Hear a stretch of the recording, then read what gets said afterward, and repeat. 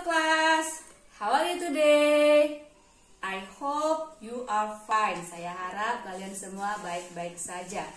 Okay, today we will learn about this one. Hari ini kita akan belajar tentang offers and suggestions. Offers dalam bahasa Indonesia itu disebut dengan menawarkan atau tawaran. Nah, tawaran ini misalnya dalam bahasa Indonesia kita bilang, maukah kamu jeruk ini? Kita kan menawarkan jeruk, berarti itu dia tawaran. Lalu suggestion itu dalam bahasa Indonesia kita sebut dengan saran. Kalau namanya saran, berarti dia berhubungan dengan kita memberikan idea, ya, kita memberikan ide atau opinion, pendapat.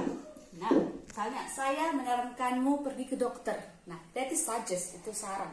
Oke, now look at in English. Nah, mari sekarang kita lihat dalam bahasa Inggris. Nah, this is example, ada contohnya. Yang pertama, pemakaian itu would you like. Nah, would you like ini dalam bahasa Indonesia disebut dengan atau kita artikan juga dia sebagai maukah kamu. Maukah kamu? Ya. Nah, ada dua bentuk would you like. Yang pertama, would you like diikuti dengan noun. Nah, would you like diikuti dengan kata benda, ya. Nah, contohnya, for example, would you like a glass of milk? Maukah kamu segelas susu? Nah, would you like, ini dia would you like-nya. Oke, diikuti dengan noun, ya. Ini dia sebagai noun phrase-nya. Nah, itu bentuk yang pertama. Bentuk yang kedua, ya, yang di would you like diikuti dengan to. Ingat ya, ada to, lalu diikuti dengan verb one. Verb one atau infinitive. Contohnya ada kata go, went, gone. Nah, kita pakai yang ini. Bentuk pertamanya, bentuk dasar, ya. Kalau tadi pertama diikuti dengan noun, kalau ini would you like diikuti dengan to, diikuti dengan verb one. Contohnya, would you like to go with me? Oke. Maukah kamu pergi denganku? Nah, ini dia would you like-nya, lalu to, lalu verb one. Nah, ini dia verb one. Nah, itu dia bentuk dari yang pertama yaitu would you like, yang artinya maukah kamu.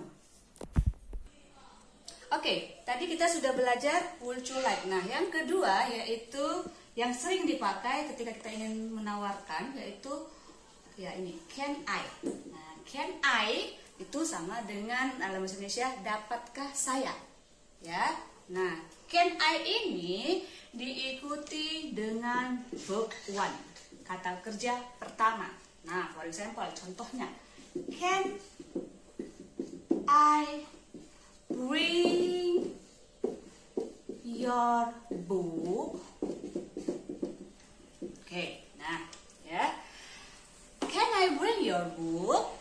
Nah, dapatkah saya membawa bukumu? Nah, kita sedang menawarkan bantuan untuk apa? Untuk membawa buku. Nah, oke, kita lihat bentuknya. Can, oke, can I? Ya, sudah benar. Lalu diikuti dengan verb one. Nah, ini dia, sudah benar. Lalu ini selanjutnya sebagai pelengkapnya. Can I bring your book? Bolehkah saya membawa bukumu? Nah, itu dia. Lalu yang berikutnya ada juga kadang dipakai pemakaian may I. Ya, may I. May I ini artinya bolehkah? Nah, may I sama dengan can I tadi. Dia diikuti juga dengan verb one. Ya. Nah, jadi contoh kalimatnya misalnya may I take your bag? May I take your bag? Ya, bolehkah saya mengambil bukumu atau bolehkah saya membawakan bukumu? Nah, ini dia. May I, lalu ini dia ya, sudah benar dia verb one. Oke. Lalu yang terakhir yang juga sering dipakai orang ketika ingin mengatakan atau menawarkan bantuan yaitu what can I do for you? Apa yang dapat saya lakukan untukmu. Nah, itu dia beberapa contoh offers.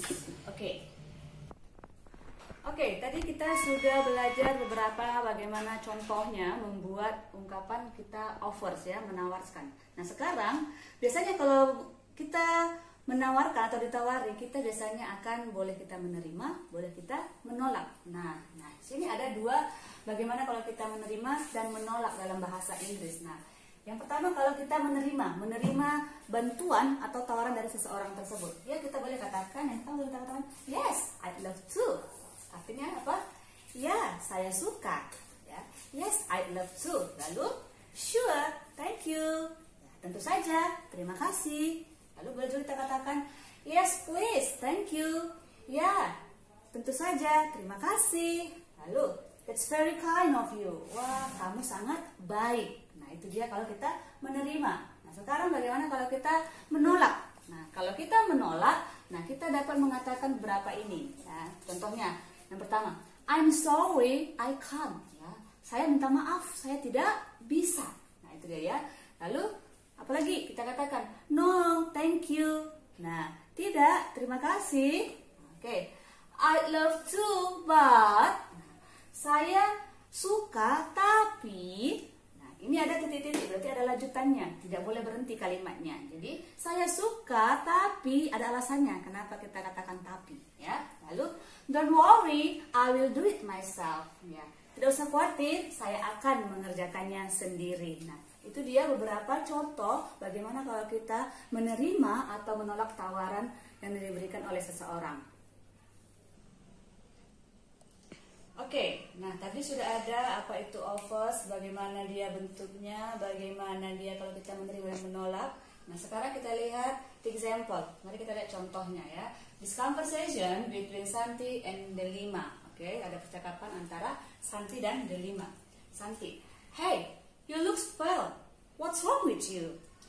Hey, kamu kelihatannya lemas. Ada apa denganmu? Lalu Delima mengatakan, my stomach's hot. Maybe this is because I didn't take breakfast this morning. Aduh, perutku sakit. Mungkin karena pagi ini aku tidak sarapan. Nah, lalu Santi mengatakan, may I bring you to doctor? Nah, bolehkah saya membawamu ke dokter?